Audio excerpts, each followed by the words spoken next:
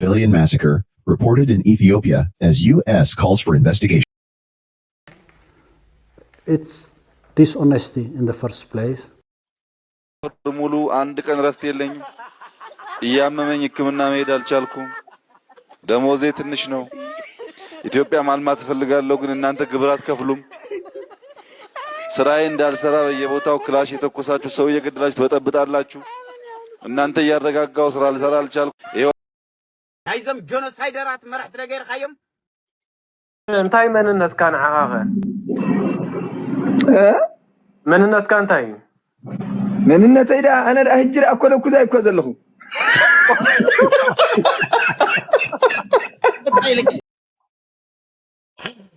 ሰላም ተኸታተልቲ ናይዚ ቻነል ከመይ ትኾኑ ሰናይ ክትኮኑ ናይ ወትሮ ምንዮተ እዩ እምበር ናይ ሎሚ ኣርእስቲ ብዛዕባ ምትኹታኽ ናይ ኤርትራ ዝምልከት እዩ ክኸውን እዚ ድማ ብዝተፈላለየ ወገን ዝመፅእ ኢና ክንርኢ ሓደ ኣብ ኢትዮጵያ ዝካየድ ዘሎ ውሽጣዊ ፖለቲካዊ ጎንፂ ናብ ኤርትራ ከመኽንይዎ ወይ ናብ ኤርትራ ከሰጋግርዎ ስለ ዝፍትኑ ዘለዉ ጎኑ ጎኑ ድማ ኣብ ኢትዮጵያ ኣብዚ እዋን እዚ ብኣሜሪካ ብዝተፈላለየ መንገዲ ዋላ ሚድያታት ናይ ኣሜሪካ ፎክስ ድዩ ኤኤፍፒ ድዩ ዋላ ብዙሓት ዒፎም ኣለዉ ኣብ ኢትዮጵያ ዝካየድ ዘሎ ኩነታት ብኩሉ መንገዲ ከቢድ ከም ዘሎ ከምኡ ናይ ሱዳን ኣብ ዩኤን ደረጃ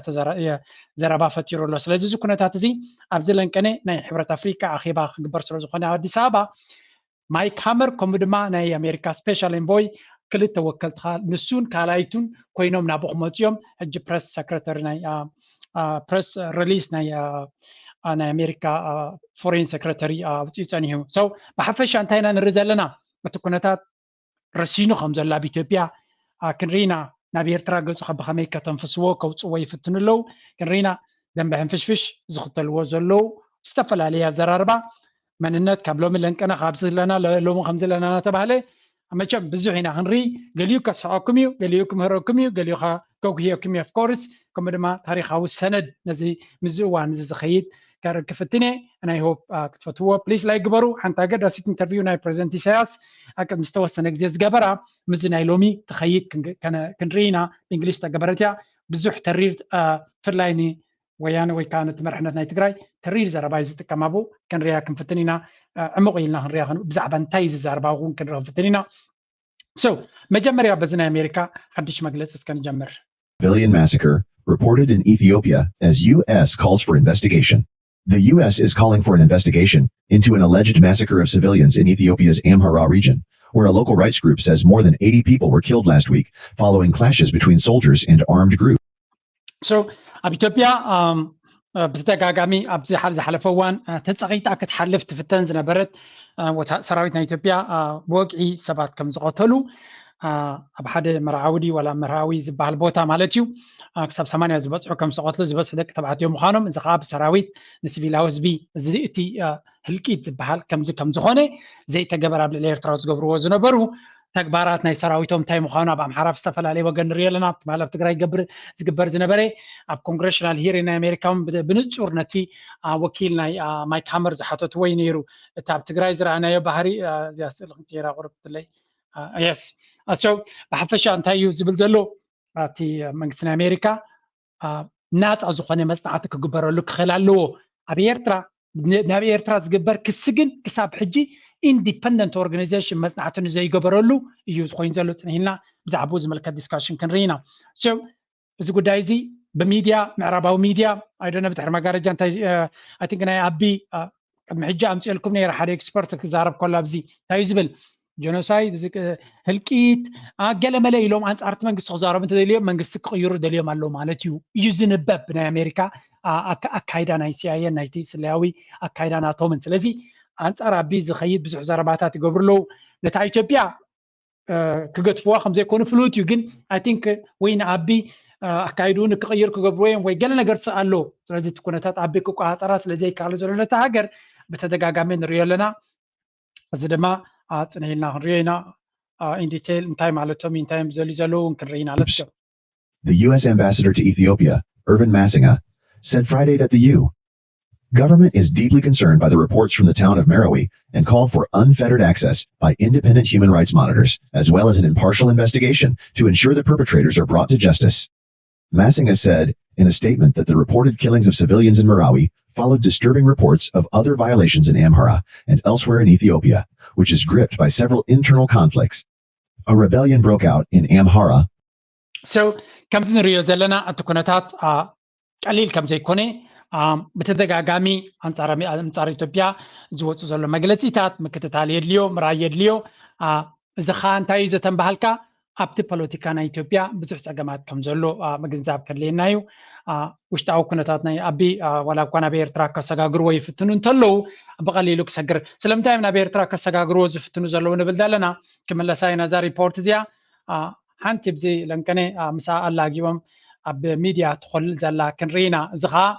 نتكونتات ناتهم حنت مجلسي كنهب سلزدلنا هنا حن دحرك ملساك فتني الله تنبز تحتي مجمريا قلنا زيا كودمو مزيا تحايزنا نرايا مبرهي زهابا حلفيت public diplomacy Naomi Fellows. The United States is deeply concerned about the situation in Amhara. እቲ ኣብ ክልላት ኣምሓራን ኦሮምያን ከምኡውን ኣብ ካልኦት ከባብታት ዘሎ ግጭት ንኽትሓስቦ ዘጸግም ዓይነት ስቃይ የስዕብ ምህላው ኣዝዩ እዩ ዘተሓሳስበና ስለዝኾነ ድማ ንንጹሃን ሰባት ሓልዋ ክግበር ሰብኣዊ መሰላት ክኽበሩን እቲ ግጭት እውን ብህጹጽ ጠጠው ክብልን ንሓትት እየን ዝበላ እቲ ኩናት ሰሜን ኢትዮጵያ ከበቅዕ ዝሓገዘ ስምምዕ ፕሪቶርያ ድምፂ ጥይት ከይስማዕ ከም ዝገበረ ዝሓበራ እተን ሓላፊት ነቲ ስምምዕ ስዒቡ ገለ ዝረኣዩ ስጉምትታት እውን ከም ዝተወሰዱ ኣብርሄን እንተኾነ ሕዚ እውን ዝተረፉ ስራሕቲ ምህላዎም ኣረዲአን ብፍላይ ድማ ኣብ ምፍታሕ ዕጥቂ ኣብ ምምላስ ተዓጠቕትን ነቶም ተዓጠቕቲ ናብ ሕብረተሰብ ክሕወሱ ኣብ ምግባርን ኣብ ዝሓፀረ ግዜ ለውጢ ክንርኢ ንደሊ ኢና ኢለን ሓይልታት ኤርትራ ካብቲ ዝሓዝዎ መሬት መሊኦም ክወፁ ከምኡ እውን ሉዓላውነትን ግዝኣታዊ ሓድነትን ክኽበር ፀዊዐን ናዮሚ ፌሎውስ ሃገረን ንኢትዮጵያ እቲ ዝዓበየ ሰብኣዊ ሓገዝ ከም እትህብ ምስ ሓበራ ኣብቲ ዝሓለፈ ዓመት ልዕሊ 1.5 ቢልዮን ዶላር ሎም ዘበን ድማ 680 ሚልዮን ዶላር ዝግመት ሓገዝ ከም ዝገበረት ገሊፅ So እዚ ከም ንሪኦ ዘለና እቲ ኩነታት ናይ ኢትዮጵያ ብቕልጡፍ ኣብ ዝምዕብለሉ ዘሎ ግዜ ኢና ንርኢ ዘለና ስለዚ ንዓቢ ብዝቐልጠፈ ነቲ ኩነታት ኣብ ሓደ ናይ መዕለቢ መንገዲ ከምፅኦ ከም ዘለዎ ፀቕጢ ከም ዘሎ ብቐጥታ ድማ ኣኼባ ኣብ ኣዲስ ኣበባ ዝካየድ ዝነበረ ነቲ ውሽጣዊ ኩነታት ናይ ትግራይ ንሓድሕዶም ምስምማዕ ሲኖም ዝነበሩ ፀገማትኩም ገዲፍኩም ቀጥታ ንኣዲስ ኣበባ ኺዱ ዝተባህሉ እዮም ዝመስሉ ሓፍ ኢሎም መፅኦም ኣብ ኣዲስ ኣበባ ምስ ኣቢ ተራኺቦም ኣለዉ ኣብዚ ኩነታት እዚ ዋላ በተደጋጋሚ ከማና ሚድያ ዝዝረብ ዘሎ ኣብዚ እዋን እዚ እቶም ኣብ ሰሜን ዘለዉ ህዝቢ ብፍላይ ተጋሩን ኣምሓሩን ንሓድሕዶም ክጠማመቱ ንኽልቲኦም በብእብረ እቲ ናይ ኣቢ መንግስቲ የፅንቶም ከም ዘለዎን ብዙሕ ሓደጋ የውድቐሎም ከም ዘለዎን ብቁጠባ ብትምህርቲ ብኩሉ ትምህርቲ ጠጠው ኢሉ ኣሎ ፅቡቅ ይካየድ የለን ኣብዞም ሕብረተሰብ እዚኦም ተተቕርፂ ናቶም ይዓንሎ ቁጠባ ናቶም ይዓንሎ ስለዚ ነብሶም እዮም ዝጎድኡ ዘለዉ ንሓድሕዶም ይተፋነኑ ኣለዉ እቲ ኣብ ናይ ኦሮሞ መንግስቲ ግን ፅቡቅ ገይሩ ዕላማታቱ ወይ ከዓ እቲ ኣጀንዳናቱ ፅቡቅ ገይሩ ይሃርም ከም ዘሎ እዩ ዝንገር ስለዚ እቲ ኣብ ሰሜን ዘሎ ህዝቢ ትግራይ ይኹን ከምኡውን ኣምሓራ ኣብ መንጉ ዘሎ ፍልልያት ፈልዩ ወይ ነቲ ኣብ መንጉ ዘሎ ፀገማት ፈቲሑ ናብ ጣውላ መፅዩ ክረዳዳሉ ዝኽእል መንገዲ ክህሉ ዶ ይኽእል ዝብል ኣዛራቢ ኩነታት ናኾነ እዩ ዝመፅእ ዘሎ እዚ ከዓ ዋላቶም ቀደም ምትፍናን ባእሲ ኣብ መንጎዞም ህዝቢ ዝጉስግሱ ዝነበሩ ቃና ቀይሮም ሓድሽ መዝሙር ክዝምሩ ጀሚሮም ኣለዉ ከመይ ዓይነት መዝሙር ለይስን ኣብዚ ራሲ ህልውና ስጋት ላይ ማተኮር ኣብዚኣ ክልቲኦም ትሪእዎም ዘለኹም ክልቲኦም ብርግፅ ፀረ ኤርትራ እዮም ንኤርትራ ንምድኻም ሓንቲ ሰከንድ ዕሪፎም ዘይፈልጡ እዮም ክልቲኦም ሰባት እዚኣቶም ኣክቲቪስት ናይ ትግራይ እዮም ነምሓሩ እውን ብተመሳሳሊ ቃና አንጻሮም እውን ይኸዱ ነይሮም ኣብዚ እዋን እዚ ግን ቃና ናቶም ቀይሮም ናበይ ገጾም ይኸዱ ኣለዉ ኣብዚኣ ኬርፉል ክንሪኦ ዘለና ተጋሩ ተሜሊት ናይ ተጋሩ ኣብ ኤርትራ ዘሎ መረዳድኣ ብጣዕሚ ዘገርም እዩ ጽንሕ ኢላ ከም ጻልኩም ንውሕ ዝበለ ሰሽን ሳለን ሎሚ ብዛዕባኡ ክንሪኦ ኢና ምስ ናይ ኤርትራ ጉዳይ ትግራይ ትዕወት ዝብል ዝነበረ ክፋል ናይቲ ደንቢ ሕንፍሽፍሽ ምስኣቶም ኣተሓሒዝና ክንሪኦ ኢና ኩላቶም ከመይ ኢሉ ይፈሽሎም ከም ዘለኻ ክንርኢ ኢና ኣብዚ መጀመርያ ኣብቲ ናይ ኢትዮጵያ ኩነታት እዚ ከዓ ስለምንታይ እዩ ሓደ ነገር ኣንጻር ኤርትራ ዝገብርዎን ዝፍብርኽዎን ኩነታት ስለ ዘሎ ኢና ክንሪኦ ደልየ ዘለኹ ነዚ ኮኔክት ንክንገብሮ ሓደ ነገር ክሕግዘና እዩ መጀመርያ ነዚያ ንርአዮ ድሕሪኡ ናይ ቀይ ባሕሪ ከመይ ገይሮም ክጥምዚ ዝዋ ይፍትኑ ከም ዘለዉ ድማ ክትበርሃልና እስከ ነዚያ ንስማዕ እንታይ እቲ ሞቲቭ ናቶም ኣብዚ ዝኸውን ዘሎ ኩሉ ግዜ ድማ ከነስተውዕል ክንክእል ኣለና ኣሰላልፋ ይቀያየር ስለ ዘሎ ሰባት ድማ ምስ ረብሖም ስለ ዝቀያየሩ በራሲ ህልውና ስጋት ላይ ማተኮር ይቻላል እና ደግሞ ቁርሾውን መቀነስ ይቻላል ብዙ መደረግ የሚችሉ ነገሮች አሉ ግን እንዳልከው ፕራክቲካል ስቴፕስ መወሰድ አለባቸው እንዲሁ ዝም ብሎ መድረክ በአፋጣኝ መዘጋጀት አለበት በአፋጣኝ አሁን በዚህ ውይይት እየተከታተሉ ያሉ የአማራ ተወላጆች የትግራይ ተወላጆችም ማድረግ አለባቸው አይ ነው ይገባኛል በተለይ እኔን አስመልክቶ አንዳንድ ሰው እንዲህ ብለህ አልነበር እንዲህ ብለህ ምናምን ወል አረም ላይ አንድ ገበሬ የሚዘፍነው ዘፈን የምርቱ ሲሰበሰብ አይዘፍነው ስለዚህ ያኔ ጀኖሳይዳል እንትን ኢንፋክት ጀኖሳይዱን እውቅና ስጡት እያልን ያለ ነው ጀኖሳይዳል የሆነ እንትን ታጉጆበት ህዝባችን ህዝቤ ማድረግ የሚችለውን ሁሉ አድርጌ እንትላሉ የአማራ ተወላጅም እንደዛ ቢያደርግ አሁን እኔ አይገርመኝም ግን እንደዛ አይነት ነገሮችም አሁን ካለንበት ሁኔታ ተነስተን እዚህ ውይይት ላይ መካፈል እንታዮም ኣብ መወዳእታ እቲ ፈተነታት ዝግበር ዘሎ ትማሊ ኣብ ትግራይ እቲ መንግስቲ ናይ ኣዲስ አበባ ስለምንታይ ተበጊሱ እቲ ናይ ትግራይ ካበይ ዝመፅእ እንታይ ስለ ዝኾነ ይፅንሕ ኢልና ክንሪኦ ኢና ብሓፈሻ ብዙሕ መቕተልትን ሞትን ከም ዘጋጠመ ዝንገር እቲ ካብቲ ኩሉ ዘጋጠመ እንታይ ተማሂሮም ኣለዉ እዞም ህዝቢ ብሓቂ ተማሂሮም ኣለዉ ኸ ረብሓታቶም ብኸመይ ከሳልጡ ይኽእሉ ኣነ ውሽጣዊ ጉዳይ ናይ ትግራይ ባዕሎም ነፍሶም ክኽእሉ ዝኽእሉ ህዝቢ እዮም ዝብል እምነት ስለ ዘለኒ ካብ ቀደም ኣብ ናይ ትግራይ ጉዳይ ክኣቱ ይደልኒ ኦንሊ ኣነ ኮሜንት ከም ወፃእተኛ ከም ኤርትራዊ ክገብሮ ዝኽእል ግን እቲ ኣሰላልፋ እቲ ንሪኦ ዘለና ንዕዘቦ ዘለና ኩነታት ክንሪና እዚ ከዓ ኣምሓራ ይጥቃዕ ኣሎ ፅቡቕ የለን ትግራይ ድማ ፅቡቕ የለን ዋላ እቲ ውዕል ፕሪቶርያ እንተብቅዐ ንክልቲኦም ድማ ኣቢ ፅቡቕ ገይሩ ቦምባ ፃዊዱሎም ኣሎ እሳ ድማ እቲ ምዕራብ ትግራይ ዝበሃል ቦታ እዩ ስለዚ ንክልቲኦም ከም ዘገድሶም ቶም ኣምሓሩ ንነዊሕ እዋን ዕላሞም ዝነበረ ቦታቲ ኣብ ኢዶም ኣሎ ተጋሩ ድማ እቲ ቦታቲ ይግባአና እዩ ስለ ዝብሉ ክልቲኦም ዘተፋኖም ኣሎ ወላ ንክልቲኦም በበይኖም ይፃወተሎም እንተሎ ብሓደ ኮይኖም ንኸይሰርሑ እታ ቦምብ እትያላ ነዚያ ከመይ ገይሮም ክሰግርዋ ክእሉ ነዚ ዓቐበት እዚያ ካልእ ሕቶ ይክኸውን ኣብ ተመሳሳሊ ግዜ ግን እዚ ዋዕላ ፀዊዕዎ ዝነበረ ኣቦ እውን እንተሪኻዮ ካልኩሌት ገይሩ እዩ ኣብቲ ሓለፈ ብፅንፅንታ ኣብ ኣኼባ ናይ ኦሮሞ ዝተባህለ ዝበልዎ እንታይ ነይሩ ብሰሜን ዘሎ ህዝቢ እንኳላይ ንኤርትራ ሓዊስካ ሓደ ሓይሊ ክገብሩ ይፍትኑ ኣለዉ ዝብል ፅንፅንታ ከም ዘሎ ዝኻ እንታይ እዩ ኣምሓሮ ምስ ተጋሩ ከምኡ ድማ ትግራይ ምስ ኤርትራ ዝምድና ክገብሩ ጀሚሮም ኣለዉ ምናልባት ንሕና ዘይንፈልጦ ክህሊ ይኽእል እዩ ብኣፎም እቶም ኢሊት ወይ ካቶም ኣብቲ ፖለቲካ ዝሳተፉ ዘለዉ ዝዛረብዎ ዘሎ ብዛዕባ ኤርትራ ግን ንኸሙታት ከተንብህ ዝኽእል ኣይመስልን እዩ ዋላ ብተደጋጋሚ እቲ ናይ ምዕራባዊ ወከልቲ ናብኡ ክመፁ ከለዉ ኤርትራ ካብ ትግራይ ገለ ክልላት ናይ ትግራይ ካበይ ቦታ ናይ ትግራይ ግን ኣይጠቕሱን እዮም ስለዚ ስቲል ኣብ መንጎ ኤርትራ ናይ ትግራይ ሓይሊ ዘሎ እቲ ምዕራባዊ ሓይሊ ድማ ኣብ ትግራይ ዘለዎ ሓይሊ ምስ ዘለዎ ምትስሳር ጌና ኣይበተኸን ኣሎ ብዝተኻለ መንገዲ ንኣዲስ ኣበባ ክመልስዎ ድሌትን ባህግን ፃዕርን ከም ዘሎ ትርኢኻ ዋላ እኳ ኣብቲ ባይታ ዘሎ ኩነታት ንዑ ዝሕግዝ እንተዘይኮነ ሕጂ ኣነ ንሎሚ ክሪኣ ደልየ ዘለኹ ኣብቲ ናይ ፕሬዚደንት ኢሳያስ ከይሰገርኩ ከለኹ there is one part ዝያዳ ንዓና ድማ ከተገድሰና ትኽእል እያሳ እዚ ድማ ሓደ ካብቲ ኩሉ ሰብ ከስተውዕለሉ ዘለዎ እዩ ኣብ ዝሓለፈ እውን ብዙሕ ኣዛራቢ ኮይኑ ዝነበረ እዩ በዚ ንጀምር ፕሊዝ ላይ ግበሩ ሞከርን ባለው ፍጥነት አልሄደም ኤርትራም ይሄ ሁሉ ሀብት ይሄ ሁሉ እድል ተቀምጦ እነሱ ከሚጠቀሙ እኛ ብንጎዳ ይሻላል የሚል እሳቤ የሚቀርበት ወቅት መጥቶ እናንተም ተጠቀሙ እኛ ምን እንጠቀም ሊባል ክርክር ነው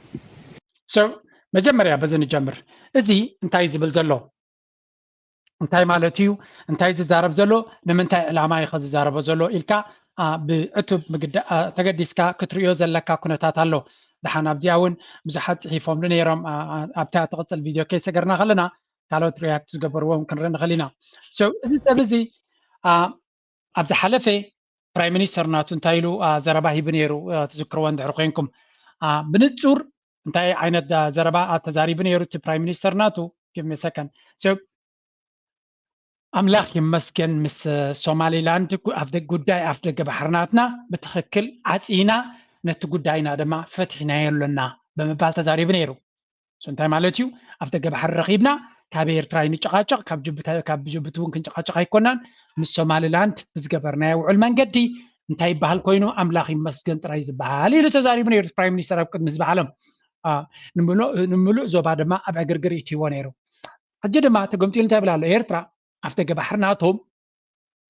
ካብ ኢትዮጵያ ዝጥቀሙሉ ሲ ሱቕ ኢሉ እንተተበላሸወ ይሕሸና ዝብል ኣተሓሳስባ ገዲፎም ምሳና ክጥቀሙ ድልውነት ክህልዎም ይግባእ ይብል ኣሎ እቲ ኣማኻሪ ናይቲ ፕራይም ሚኒስተር ዝነበረ እዩ ሕጂ ድማ ሓላፊ ናይ ስለያ ኮይኑ ተመሪፁ ዘሎ ወይ ከዓ ከምኡ ፕሮሞትድ ስልጣን ተዋሂብዎ ዘሎ ሓላፊ ናይቲ ናሽናል ውሽጣዊ ኩነታት ድዩ ሓላፊ ናይቲ ስለያ ናይቲ ሃገር ኮይኑ ተመሪፁ ኣሎ እዚኣ ብትኽክል ካበይ ዝመፀት እያ ብዙሕ ኣርቲክልስ ከንብብ ቀኒየ እቲ ዕላማ ድማ እቲ MOU ሜሞራንደም ኦፍ አንደርስታንዲንግ ኢትዮጵያ ምስ ሶማሊላንድ ጌራቶ ዘላ ሓደ ሰብ ክሳብ ሕጂ እቲ ዶኩመንት ኣይተረኣየን ኣሎ ኤግዛክትሊ እንታይ ትስምምዕ ነቲ ዶኩመንት ዝረኣዮ እንታይ ኢሉ ፅሒፉ ነይሩ ኣብ ትዊተር እዛ ጉዳይ እዚኣ ቀሲላ ክትወፅያ ግን ካብዚ ንሱ ዝዛረበ ዘሎ ኤግዛክትሊ ነዚ እውን ይገልፀልና እዩ እንታይ ኢሉ ተዛሪቡ ነይሩ ትሰብ መስለኩም ኣብቲ ስምምዕ ዝኾነ ይኹን ኢትዮጵያ ዝጠቅም ስምምዕ የለን ኩሉ እቲ ዝብልዎ ዝነበሩ ብኣፎም ሓሶት እዩ እንታይ እዮም ተሰማሚዖም ዘለዉ ኢሉ ኣፍ ደገ ባሕሪ ዝኾነ ይኹን ወደብ ክንጥቀም ኣይኮናን ኢሉ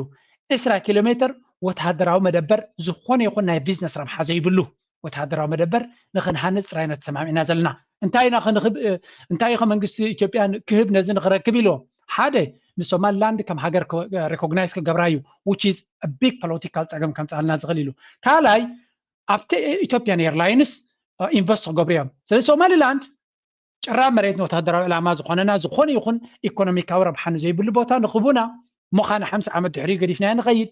ኣብቲ ናትና ቢዝነስ ብርኪ ክሕዙ እዮም ሃገር ድማ ከም ናፅነት ክትረክብ እያ ሪኮግናይዝ ክንገብራ ኢና ብናትና ሪስክ ማለት ኢሉ ስለዚ ኢትዮጵያ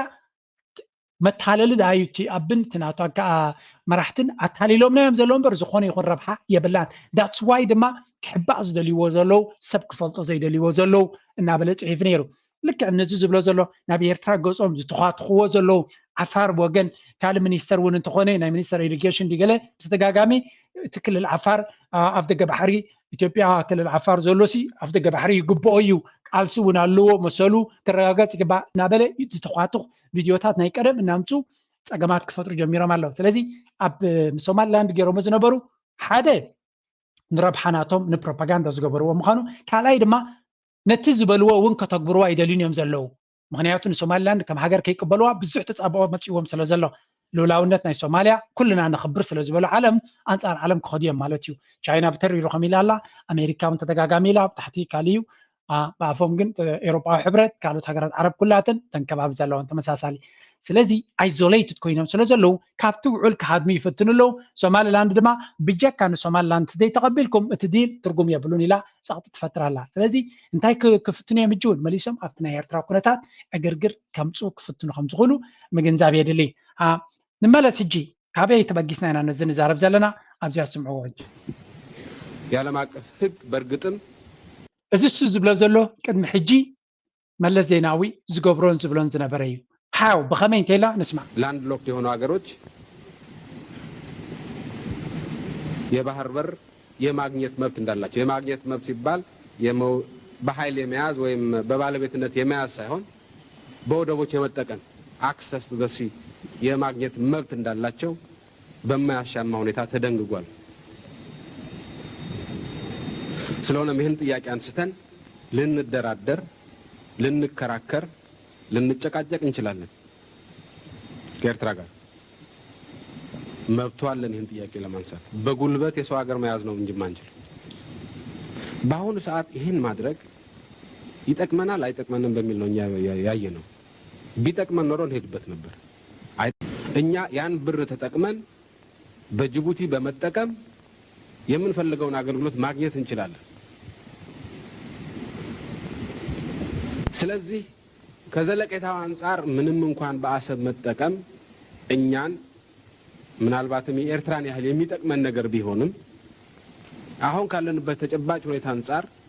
በአሰብ ወደ መጠቀም ከኛ ይልቅ ይበልጥ ኤርትራን መንግስት ይጠቅማል የሚል ድምዳሜ ላይ ደረስን።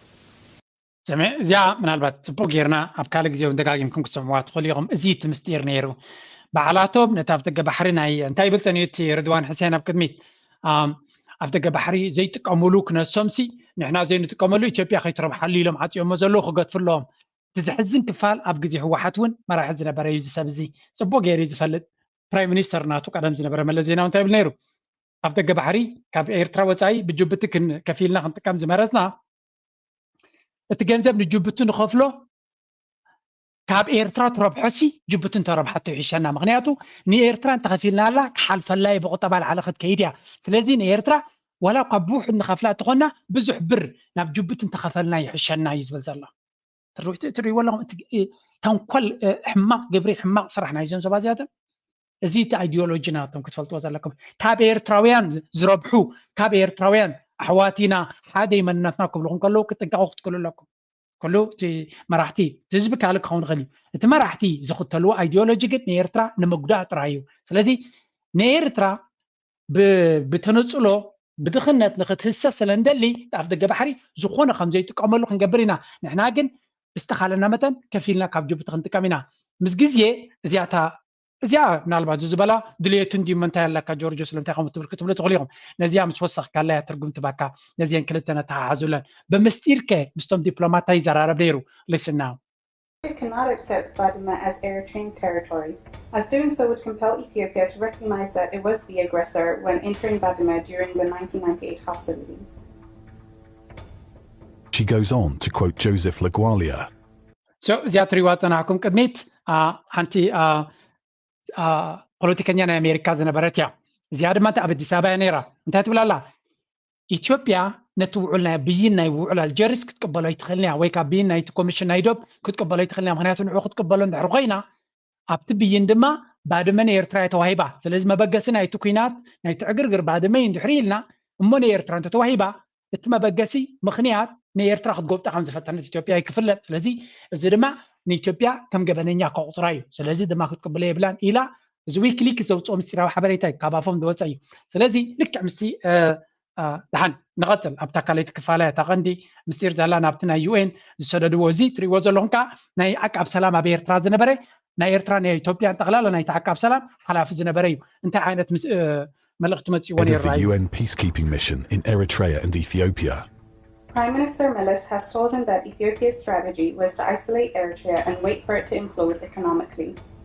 So እዚኣ እታ ስትራቴጂ ልክዕ ምስታ ቅድሚት ዝበላ በዚኣ ኢኹም ክትሪእዋ ዘለኩም ነዚ ሓላፊ ነዚ ዮሴፍ ላንግቫሊያ ዝበሃል ዘሎ እንታይ ኢሉ ሓቢርዎ ነይሩ ናይ ኢትዮጵያ ስትራቴጂ እንታይ ምዃኑ ንሱ ድማ ንኤርትራ ጠቕላላ ዓፂኻ ተነፅሎን እገዳን ጌርካላ ክሳብ ትለምስ ኢምፕሎድ ማለት ዳርጋ ካብ ጥቕሚ ወፃኢ ኮይና ኢዳ ክትህብ ማለት እዩ ክትንበርካኽ ክሳብ ትኽእል ከምኡ ጌርና ክንዓፅዋ ኢና ብምባል እቲ ስትራቴጂ እዚ ነይሩ ኣብ ደገ ባሕሪ ንኤርትራ ንሕና ጥራይና ክንጥቀመሉ ንኽእል ንሕና እንተደይ ትጥቀምናሉ ካልእ ከም ዘይጥቀመሉ በገዳ ጌርና ክንዓፅዎ ኢና ስለዚ እቲ ሃገር ምስቲ ካልእ ስትራቴጂ ዘሎ ነቲ መንእሰይ ከም ዘይሓድም ምግባር ነቲ መንእሰይ ነቲ ሃገር ከም ዝገድፍ ኣብ ካልእ ፅንሂ ኢለ ከም ፀኣልኩም እየ እንተሕርኺ ኢለ ናይ ፕሬዚደንት ኢሳያስ እቲ ስትራቴጂ ነዚ ብኸመይ የሳልጥዎ ከም ዝነበሩ ብቁጠባ ጥራይ ዘይኮነስ ነቲ መንእሰይ ከመይ ጌርካ ካብቲ ሃገር ንክሃድም ኦርጋናይዝድ ብዝኾነ መንገዲ ይስራሕ ከም ዝነበረ ቪድዮ ገይረልኩም ነይረ ግዜ እንተረኺበ እውን ክደግሞ ክፍትን እየ እዚ እቲ ስትራቴጂ ነይሩ and that's why ነቲ ኣፍ ደገ ባሕሪ ገዲፎሞ ናብ ጅቡቲ ከይዶም ነይሮም እንታይ ግን ይብሉ ለብሎሚ ተገምጢሎም ኣዚፍ ኤርትራ ኣብ ደገ ባሕሪ ንምጥቃም ከም ዝኸልከለቶም ኮይኖም ይዛረቡ ኣለዉ እዚ ከዓ ኩሉ ገይም እዩ ንኤርትራ ከመይ ጌርካ በዓልካ ሃሪምካ ጨጉራፍስ በዓል ሃሪማ በዓላ ትእዊ ባሕሪ ናቶም እዩ ነዚ ድማ ክንሰምዖ ክንፈልጦ ክንክእል ኣለና The very next day, Huddleston sent another cable regarding a UN Security Council resolution that promoted peaceful demarcation of the border, revealing the US support for Ethiopia's strategy against Eritrea. I assured him that the US was pressing hard to delay the resolution or modify it. In 2010, another American charge ኣብዚ እንታይ ትርኢ ኣለኹም እንታይላ ከምኡ ድማ ነቲ ብይን ናይቲ ትዶብ ክወፅእ ዝግብኦ ወይ ክደናጎሎ ወይ ክእለ ክኽእል ኣለዎ ዲላይ ግበርዎ ወይ ድማ ክእለ ከም ዘለዎ ስለዚ እቲ ውሳነ ናይቲ ኮሚሽን ዶብ ንኸይትግበር አንቃጽ ንክኸውን ንክተዓናቐፍ ድሌት ናይ ኣሜሪካ ከም ዝነበረን ንኢትዮጵያ ድማ ከምኡ ገይሮም ይሕግዝዋ ከም ዝነበሩን ምዝ ናይ መለስ ሓዋዊስኩም ረይዎ ሕጂ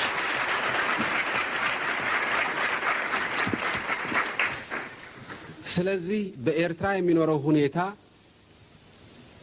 ለዘለቄታው የሚመች እየሆነ እስኪሄድ ድረስ ይህን ጥያቄ በእንጥልጥል ብናቆየው ይሻለናል ነው ያልነው። ለዘላለሙ በአሰብ ወደብ የመጠቀምን ጉዳይ የዓለም አቀፍ ሕግን ተንተርሰን አናነሳም ያልንበት ምክንያት የለንም። So, እቲ ናይ ዓሰብ ጉዳይ ዝገደፍናዮ ክሳብ ዝጥዕመና ዳዩ እምበር ኣይንክንገድፈኩም ኢና ነይሩ። Ronald K. McMullen in a cable entitled Promoting Educational Opportunity for Anti-Regime Eritrean Youth. We intend to give opportunities to study in the United States to those who oppose the regime. ኣብዚ ኻረይዎ እንታይ ይብሉ ንመንግስቲ ኤርትራ ንዝቃወሙ ናይ ትምህርቲ ዕድላት ንደገ ክንህብ ኢና ስለዚ ብስኮላርሽፕ ዲ ብገለ ሰባት ንደገ ከም ዝወፁ ዓቕሚ ዘለዎም ምሁራት ሰባት ንደገ ንኽወፁ ከነተባብዕና ዝኻ ሮናልድ ማክሚለን ዝተባሃለ እዚ ኸማን ኣብቲ ናይ ኣሜሪካ ኤምባሲ ክፋል ናቱ ዝነበረ ኣብ ኣስመራ ዝነበረ ስለዚ ካብ ኤርትራ ሰብ ንኽወፅእ ኩሉ ዓይነት ፀቕቲ ይግበር ከም ዝነበረ In terms of McMullen, we've been lucky, we've been able to obtain that information through the WikiLeaks cable. He probably never thought that he would be caught off guard with this, and he made those statements, which I think is very clear. That's one of the pull factor. And even Obama himself in 2012, he actually mentioned, our country. So እዚ ኮድ እዚ ዝደረባ እዚ ድወፃ ይመስሎም ነይሩ ግን እቲ ኣጀንዳ ብወግዒ ይዛረብሉ ከም ዝነበሩ ኦባማ ንባዕሉ እውን ተዛሪቡ ነይሩ እዩ እስከ እንታይ ኢሉ ነይሩ ኦባማ ኸ I recently renewed sanctions on some of the worst abusers including North Korea and Eritrea. ኤርትራ ሽማ ደቂሱ እገዳ ከም ዝወሰኸ ተዛሪቡ ነይሩ ኦባማ እውን ስለዚ ሓደ ካብቶም ኣብ ልዕሊ ኤርትራ ብዙሕ ገበን ዝፈፀሙ መርሕነት ናቱ ከም ዝነበረ ይዝከር ኣብ ኣፍሪካ እውን ብዓብዩ We're partnering with groups that help women and children escape from the grip of their abusers. We're helping other countries step up their own efforts, and we're seeing results. Dan Connell of Grassroots International gave an unusual speech. Refugees. ከም ንሪኦ ዘለና እቲ ኩነታት ኩሉ ዋላ እቲ ናይ ረፊጂ ዝግበር ዝነበረ እውን ኮድ ነይሩ ኣብዚ እቲ ረፊጂ ኣብ ትግራይ ዝኸውን ዝነበረ ኢትዮጵያ ናይ ኣጀንዳ ናታት ትጥቀመሉ ከም ዝነበረት ስለዚ there is a lot of evidence ብዛዕባ ኣንጻር ኤርትራ ዝተገበረ ኣብ ደገ ባሕሪ ድዩ ተኻልእ ኩሉ ብድሕሪ መጋረጃ ዝግበር ብዙሕ ከም ዝነበረ እሱ ግን ኣይኮነን እቲ ቀንዲ ኣገዳሲ ኣብዚ ሕጂ ኣገዳሲ እንታይ እዩ ሕጂ ክንርኢ ሕድሕድ ኣቃቲሎ ዓረቕቲ ዝኾኑ ሕማም ኣባዚሖም ፈውሲ ዝዕቅኑ ንኼናን ደጊፎም ንቑኑዕ ዘቕንኑ ቀደም ዝፈልጦም ቁርበት ከይተኸድኑ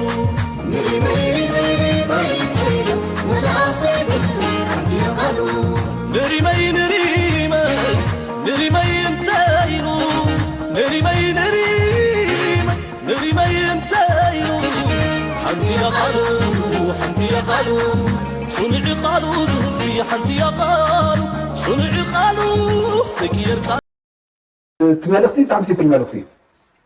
ብጣዕሚ ተራ መልእኽቲ ግን ናይ ኤርትራ ፖለቲካ ናይ ኤርትራ ሚድያታት ግን ዋጭዋጭ የለን ዝበላሉ ምክንያት ግልፂ እዩ ምክንያቱ ናይ ኤርትራ ሃገራውነት ኣብ ውሽጣዊ መንነት ተሰረተ ተመርኮዘ ኣይኮነን ናይ ኤርትራ ሃገራውነት ኣይኮነን ሕማም ሃገራውነት ማለት እንታይ ዓይነት ሃገራውነት እዩ ዝብል ሕቶ ክምለስ ኣለዎ ምክንያቱ ሃገራውነት ፍልስፍና እዩ ሓሳብ እዩ ነቲ ሓሳብ እዚ ከመይ ጌርካ ፕሮሞት ጌርካዮ እቲ ኣጀንዳ ንኣብነት ገሌን ሃገራውነት ጦረኛ ሃገራውነት ኣለዎ ብምራ ረቢልካ ዓቕልካ ሰለ So, ከምዚ ትሪእዎም ዘለኹም ሕጂ ድማ ካልኦት ኤሊት ናይቲ ትግራይ ዝበሃል I think እቲ መንእሰይ ህዝቢ ኤርትራ ዝዛረበ ዘሎ ካብ ዜሮ ተበጊሱ ይኮነን እዚኣቶም ዕላማዎም እንታይ ምዃኑ ንፁር ኣይኮነን ትማሊ እቲ ኩነታት ንኽፍጠር ዝገበሩ ፀኒልና ንሪኦ ኢና ሕጂ ድማ نتي أبلع لي إرتراونت زلو أردادا كند كرموز فتنو قدامنا إرتراونت نعنا زملكات مرنو زملكات هيكونن نحنا هجراوي سمعت انتلنا ويكا ناشنال ايدنتيتي انتلنا نعتاتهم كعطومن كخبدومن يقبأن جن again double down ما مليشهم أكندي ناكازي فلتكا أبناء كالو تاتيخا كم عبيلي كوينكا كتماوغوت مفتان مغا سب نزيك بولا رستي جزي نتي زحلفه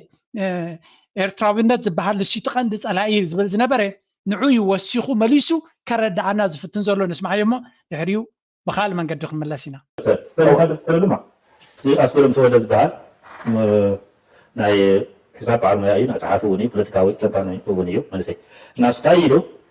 أفتي نأفترا هذا راوندي تيجي من بلا ناي شعبية سجمي كون أم ناس سجمي ناي هزب تقرأي على إيه شعبية راح يكون وأفترا هذا راوندي إفتراوي هذا راوندي سولو مينس سلازم هذا راوندي مجمري هذا راوندي تتحسس بقى فلسفة ناي سو كل عائلة هذا راوندي حدا يكون ناي سكاندينيان أكتر هذا راوندي ناي شعبية هذا راوندي حدا يكون ناي سكاندينيان هذا راوندي سل تكوني سل مسألة تجاري زي جام مسألة تجاري سويدناوي سكاندينيان كذا لحنت سويدن زي جملة تأكله وين هذا راوندي تأكله بزي جاتاي عاوز يقول ده زي أتخلقه نايكن ده زي جاتاي هو تبلاشو وين نايكن ده زي جاتاي هو يتعي يلوم يوم تميمزن يوم سب تكور هذا راوندي كان إذا ما سلطان تكور هذا راوندي له كوينات تكور هذا راوندي له سو هذا راوندي أتحسس باي تتحسس بخمة إتعاني سوزي يخاط حطه تلله كان أساسا مجالن عملت أزجارات عادي مسزوري أساسا بيتسسان ديجري ناكينات زعت وتهاجر. So ريوم إزياتهم تي مهورة كالنا تجرينا نرزلنا very very sad. I think كابز سلسة بقى سيتسب كم زعينة زرباتات كتسمع زي تدلجن ترير مرقصنا يمن ساتير تراين سمع زلو كابزيرو تبقيسي كونن مغنياتو بتدقاقامي ززاربو زلو قانقوا نتمنسي كمي جيركا أكم زحبرة تسب كتنبر تغل مسايخا كمي جيركا كتوحس تغل انت عين الزمدنا يلينا نزبل بزوح جزي ترير زخونة زربايخا تسمع كم زعينة مزقورة بابتخا كم براكا يقول ده هيكلندو نابلكا كتماقوت تغلي خاقن أب مودة تاقن تاينا نرزلنا انت حدا سب زي خبركا خوينو وينتنا كا كبرتا زي حلو خوينو كم قربيت كمالتيو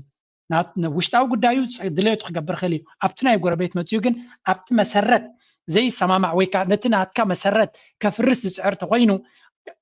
انا يدقفوني يغن الزرباز كابزي رستبقسي يكون بحالاي كم زلخم دوبنا كم نا اسرائيلن ግብፅን ብሬተ ዘይኮነ ብፈንጂና ክነካልሎ ብፈንጂ ማንም ሰብ ንኸያቱ ናይ ሃገርና አሩ ኢትዮጵያውያን ኮይንኩም ተቀቢልኩሞ መርሐባ ተኸባቢርና ክንነብር ንኽእል ኢና ኖ ንሕና ንኤርትራውያን ተጋሩ ክንገብሮም ኢና ዝብል ሓሳብ ተደኣሃሊኩም ግን ትግራይ ዝበሃል መሬት እምበር ትግራይ ዝበሃል መንነት የለን ትግርኛ ዝበሃል ቋንቋ ደኣ እምበር ትግራይ ዝበሃል ቋንቋ ዝበሃል የለን ሃገራውነት ህንፀት ኣይፀገም ኢልካ ምሕሳብ ፀገም ይመስለኒ እዚ እነዚህ ሽፍንፍን ምንታይ ይመፅዩ እንተይና ናይ ኤርትራ ሚድያታት ምንታይን ዕርቤን ተረባሪበን ኣብዚ ዝብል ኣይ ቲንክ ይመስለኒ ኣስገዶም ተወለጋሻት እትገብሩ ፅቡቅ ግን ዋና ነገር ካብ ፍሉጦ ዝመፀ ነገር ስለ ዝኾነ እዩ ባይ ዘ ወይ ናይ ኤርትራ ሃገራውነት ኣብ ሞት ኮር ቫልዩ ይምስረት እዩ ዝብል ናይ ኤርትራ ሃገራውነት ሻዕብያ ጥራሕ ኣይኮነን ኣብዚዎ ሻዕብያ ዝወለዶ ኣይኮነን ናይ ኤርትራ ሃገራውነት መበቆሉ ጣልያን እዩ ጣልያን ድማ ዲስኮኔክት ምግባር እዩ ኤርትራዊ ዲስኮኔክት ምግባር ብፍላይ ድማ ካብ ዋና መሰረቱ ካብቲ ኮር ቫልዩ ዲስኮኔክት ምግባር እዩ ዲስኮኔክት እንተጌርካዮስ ጉዙእ ትገብሮ ኢኻ እዩ ናይ ዓደስ ካሬስ ትገብራ ኢኻ እዩ ዓዲ ብላክ ሸርትስ ትገብራ ኢኻ እዩ ብላክ ሸርትስ ዝበሃሉ ናይ ፀለምቲ ኣፍሪካውያን ሰራዊት እዮም ብ89 ካብ ኤርትራዊ እዩ ነይሩ ዓደስ ካሬስ እያ ነራ ዓዲ ወታደር እያ ነራ ብትክክል ተርጉሞ ይተርጉሞ የቅሬታ ግን ስኳላ ኣዚኖ እዩ ዝፍቀደላን ኤርትራ ዝበሃለሉ ካብ ራዕይ ክፍሊ ከይትሓልፍ ንኣድግቲ ወትምህርቲ ጥራሕ ዘድልያ ዝበሃለሉ እዩ እዙይ እቲ ሃገራውነት ናይ So, قرب correction كنبو أب جزيت لي عن إيرتراوي كسب ربعي كفليو زفقة دلو نيرو تمرتي زبل أب تقرأي كان دين نيرو زفقة دكم تمرتي نيركم دين مخانة بتوانتي. So these people زيوم سبازياتهم ناي بحكي صريح كسحترز خليهم إيرترا بتز وردا مجزاتي السي لا يكون تقبيلات إيرترا بفنش تقبيلات نمبر 1 من البات زياتهم أير دومينيو وي أي قدسونيهم دحين نعاتهم زبل كتا يكونن إيرترا بذكرنيات زي فنكل تبعلا الله ناي 34 عمت قدمي حدة عمتات نتفنكل بعلنا هنا غيرنا يو ዝብሉሉ ዝነበሩ ግዜት ዝክርዎ ትኾኑ ኢኹም ዝለዓለ ጅግንነት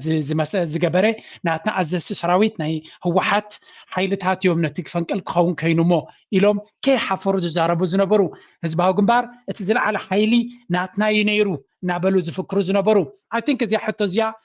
ክምለሶ ኢና ነዚ ወዲ እዚ ክምልሰሉ እየ ራብዓይ ክፍሊ ኣብ ኤርትራ ክበፅሕ ከሎ ኣብ ትግራይ ከ ክንደይ ክፍሊ ነይሩ ትምህርቲ ኢልካ ክትሓቶ እዩ ዝግባእካ ንምዃኑ ቤት ትምህርቲ ነይርዎም ዲ ኣብ ትግራይ ኣብቲ ግዜ እቲ ስለዚ እዚ ሰብ እዚ ኣብ ራብዓይ ክፍሊ ዝተምሃረ ኤርትራዊ ዘለዎ ልቦና ይበዝሕ ካብ ኣብዚ ክንደይ ክፍሊ በፂሑ ብዘየገድስ ዝዛረቦ ዘሎ ስለምንታይ ኤርትራ በቲ ዝወረዳ መስገደል ናይ መግዛእቲ ናሽናል ኣይደንቲቲ ሓደ ዓይነት ጭቆና ኣብ ሳሕል ንዘሎ ኣብ ጋሽባርካ ንዘሎ ኣብ ኣስመራ ንዘሎ ኣብ ባፅዕ ንዘሎ ኣብ መንደፈራን ኣዲ ቀይሕን ዘሎ ሓደ ዓይነት ገዛኢ ስለ ዝነበሮም ሓደ ዓይነት ቃንዛ ስለ ዝነበሮም ሃገራውነት ካብኡ ይማዕቢሉ ሃገራውነት ማለት እኮ ኣብ መወዳእታ ሓደ ዓቢ ንኤርትራ ድማ ሓያል ህዝቢ ዝገበሮ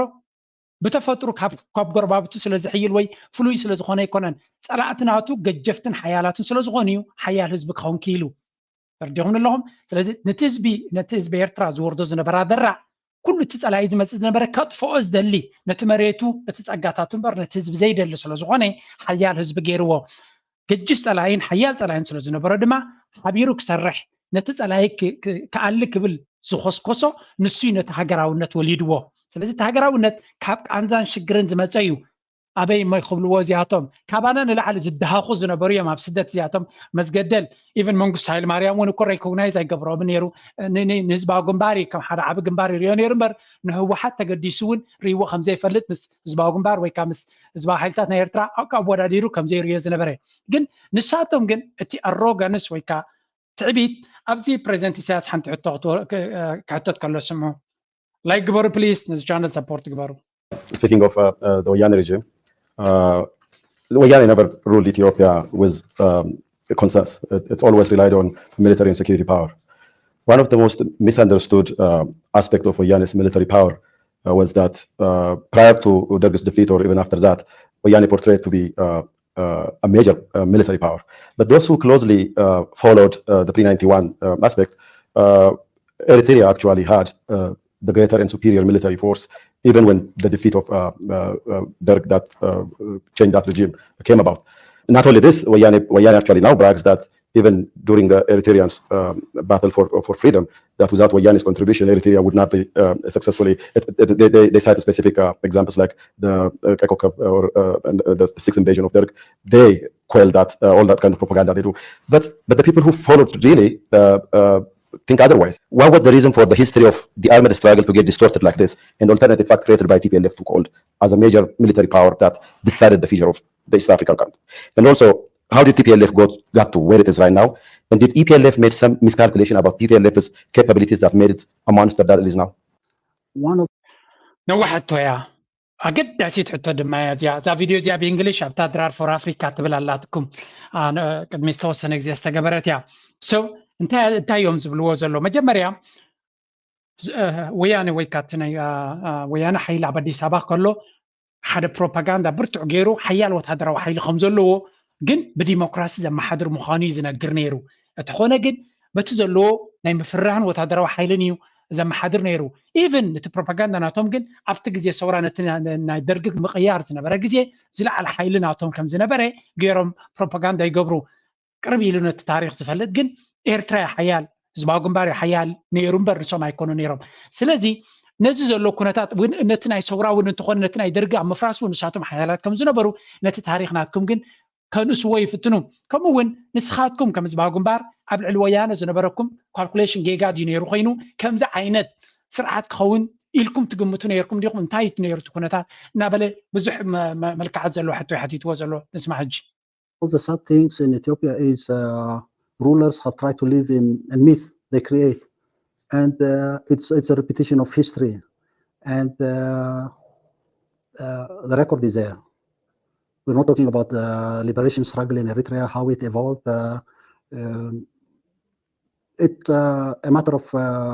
recorded history for us. In fact, the fact that we have every event, it's not an exaggeration if I say every hour, every minute, in the last of the 30 years of armed struggle is recorded. And to come and say while I was there to liberate Eritrea, I think it's shameful. It's very. شوف انتهي زبل زلو حدا كابتي مرقبنا إثيوبيا قبل زخل انتهيو تمرحتي زي كونو عب سئلي لنفسهم جرانديوس كم عابي حيل جغنا صنصواي ناي تاريخ مفتار لمد سلو زلو تاريخ يزدغاغم كم عجز نبرو درغي يكون لسلاسه كالوت كلاتهم نفسهم كند غوبناي مغبار بحرلو زخا زدغاغم تاريخ ناي إثيوبيا نحنا سوراو قالتنا دوكيمنت زغبرنايو بإيفيدنس معلت ساعات بساعات دوكيمنت زخونيو اب سوراناتنا مصيوم اب ابركتو غيرا لون كزارب قالو زحفر طرايه قبل زغلنا بلاي زملسله. Very sad that people could degenerate into that level of deception and create a myth for their own aggrandizement and distort history. It's dishonesty in the first place. It's a manifestation of the sick mentality people have when they try to distort history, aggrandize their achievements, and underestimate and undermine the achievements of others to portray themselves as it's a myth. In fact, if you go and look. So بحفش أنت يزبل زلوا زي حمام ويكا نايم التلال ويكا تزحزن كبما كم درجة degeneracy ويكا تحط درجة ناي حصوتن متلالن كتورد كلها زنبرج نجارات أمازيسكا حسيخا ننفسها خند جوبخ جبر مفتان زي زحفريو شيء فوليو كالكم لو زخليه بالليل نبلي زارب. Back into the history of the successive regimes in Ethiopia who have lived on myth all the time. It's sometimes 3,000 years of history. It's sometimes an achievement that was never there, and creating a perception to consolidate through. It's not a matter of military achievement. Talking about exclusive military issues, I'd say Wayane is not even a player in any event. I mean, you can go back and look into the records of events, even at the end of the 80s, early 1991. In fact, it's the most cowardly leaders I have seen in my lifetime are this. سنتاي زبلزلو بحكي زقرم مالت بحتر زبالي ناي سلسة شح تاريخ ناي إثيوبيا زبحال نزي نبرة تاريخ كم عبي زنبرة فلوي تاريخ خمسة جبرة غير كامزرات بفلاي دما أفت تاريخ ناي كالسنة سورا ناي سمانات تاريخاون ويعني زخنا نجار تاريخ ونيا بالله منيلو زجبر وانا جري يلن سبتسان حدا من تاريخه أبي وتي دما كابتم قمنا جر جايب له ما راح تزرعوهم انتلو سهم يميلو أبي وتي زقاتموني كابناي سورا وغالسي اتهم زحمقوا باوردز ويدما فرحت كدمع زي كلو بمبال قليش وام تازغفت كنزي حجز بلاي باقرنا نابكالك تسقرين نابكالك زي خمسة لكم ينوح leaders of the Wayane, and for them to come and brag about their heroic achievements in the struggle of Eritrea is a joke in my opinion. And why would someone try to aggrandize his role, his history in something that has never happened? I think we should be invited to discuss this issue because we don't need new evidences to prove that Wayane was not there at all. I have lived it personally. I know not only events and situations that evolved the 80s, 90s. We started our relationship, say, in the mid 70s until the. ጽቡቅ የሪድ ዛረብ ስለዚህ ዝኾነ ይኹን ታሪኽና ጽቡቅ ጌርና ንፈልጥ ፍሉይ ዝገበር ወይ ብሎምን እዝኻ زحفريا كم درجة كم تنصواي وكم جوك يزريانه يلو እቲ ዝገበርዎ ኩነታት ድሕሪት ምልሲልና እንተሪና ግን እቲ ውፅኢት ነዚ ይመስል ነይሩ እንታይ መንነትካ ንዓኻ መንነትካ እንታይ መንነተይ ዳ ኣነ ዳ ህጅር ኣኮለኩ ዘይኮ ዘለኹ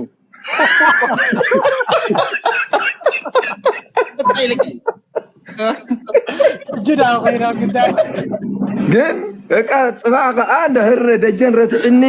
ይርታ ወይ ሓደ እንተርትዕኒ ካይርታ ካይፀገም ኣለዎ جالس انت ما قاعد تسحق زي تحبن انت ازي ادق فعلا منتي كلك زي دق بحوي دحنكون منتي كلك زي انا عوض حوي انت منك انت تصبي انت منك كاسخ حج تغيرالي خاولا نغابا انا دحن انا تغرني عندي تغراوا دحن تفوتو زلقه حج نقدر بالعالم برسبكتيف وهو دم أنا وفرمت تقدرنا شعبيات حساس واي مسيو بس دري أساس تمتن سان ديجري أنا أقرأ تخم سبلة في شتى عامة بس إذا بيعمل ناوكينات مثلا مسألة استهجرت واسد هذا بزعبة جبرت حاسيبو دولو بزعبة كناما خي بزعبة عفاركي ብዛዕባ ሳሆኸ እዚኦም እውን እኮ ኤርትራውያን እዮም ስድራ ቤት ናይ ሓደ ዝተኣሳሰርና ኢና ኣብ 98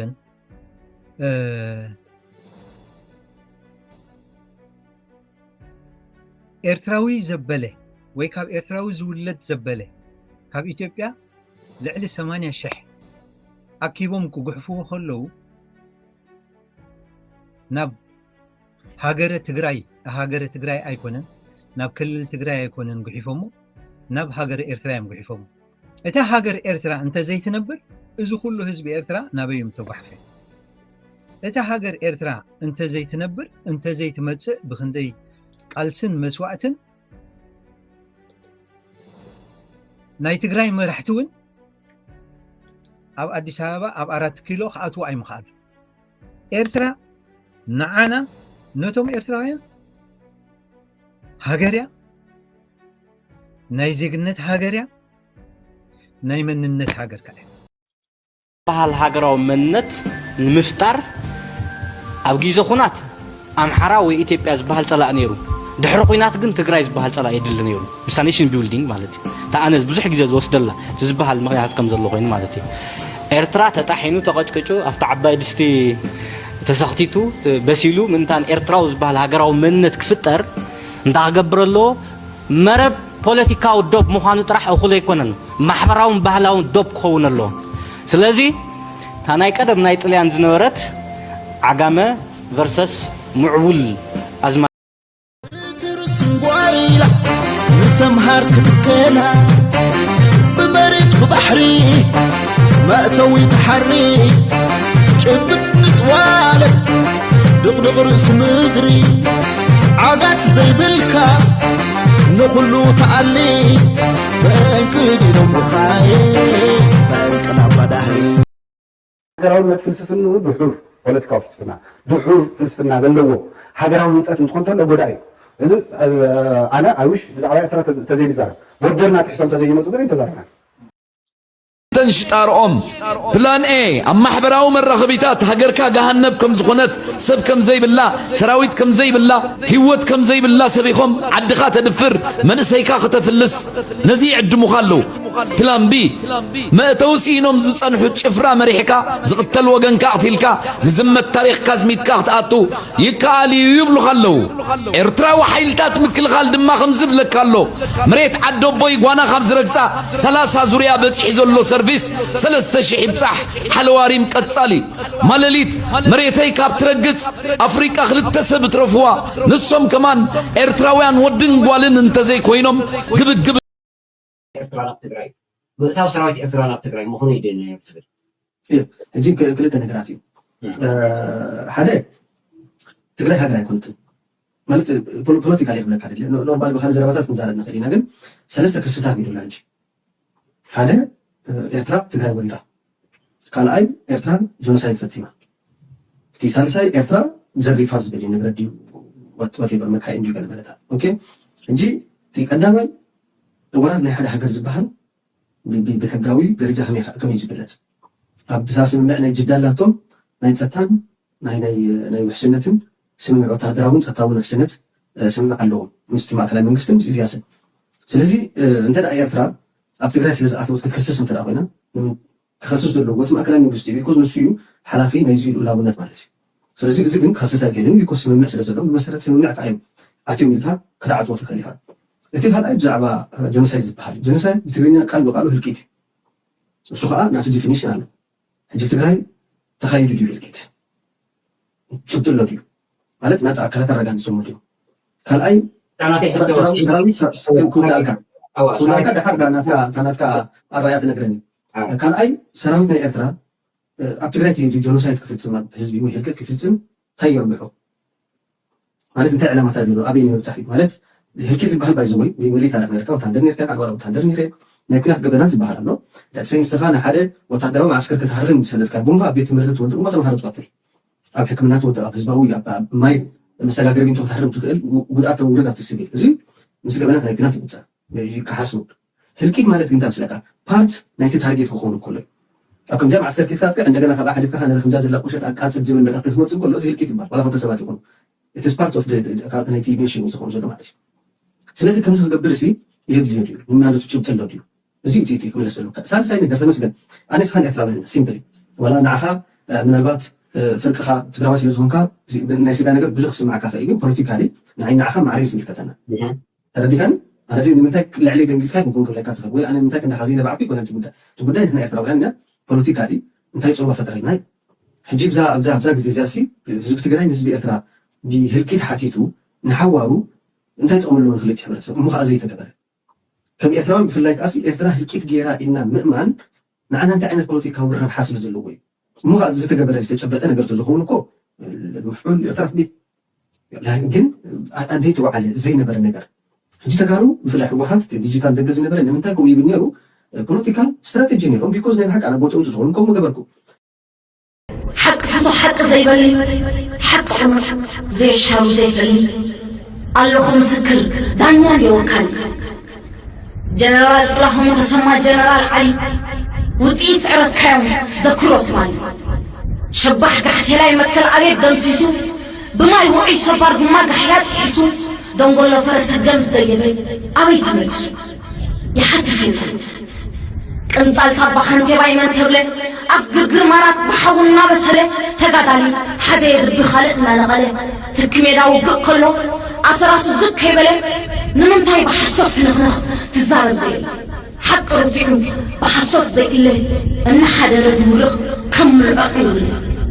بحيلم بالحاتني فالقلز فالقله أبناء فاسحل ترباريبو أثرات ما تختله أتوحد أطلوهم بري أسر وسط وحده مستان كل مطمئن بطع مسح سلي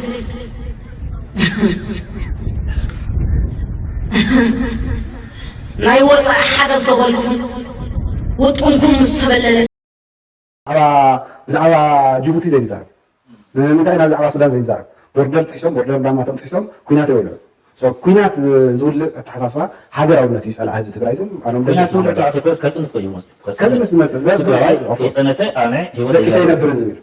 بوليتيكا وحصول تقرأي من زي غير أما يتركوا ولا خزول كم زول بوليتيكا تحساسوا نا زبل سمبرات أبرسهم الله نعقمنا حزب إرترا ينعقنايو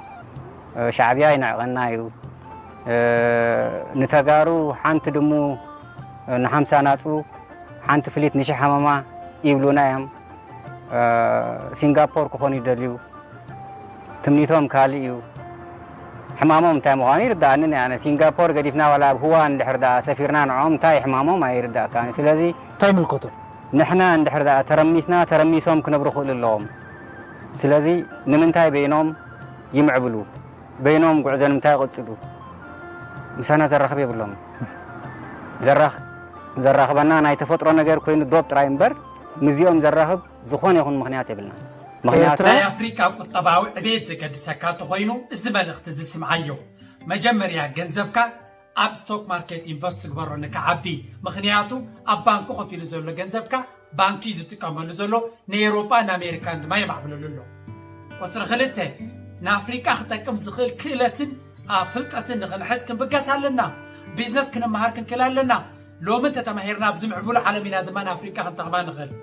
ቁፅሪ ሰለስተ ኣብ ኣፍሪካ ንሃንፆ ቢዝነስ ወይ ይኹን ካልእ ትካል መደብ ክህልወና ክኽእል ኣለዎ ነዚ ንክንገብር እቲ ኣብ ስቶክ ማርኬት ከምኡውን ኣብ ክሪፕቶ ኢንቨስት ንገብሮ ዘለና ፅባሕ ንጎ ሒዝና ከይድና ኣብ ኣፍሪካ ኢንቨስት ምግባር ህይወት ናይ ኣፍሪካ ክንቅይር ንኽእል ኢና ነዚ ንምግባር ግን ሎሚ ስጉምቲ ወሲድና ክንመሃርን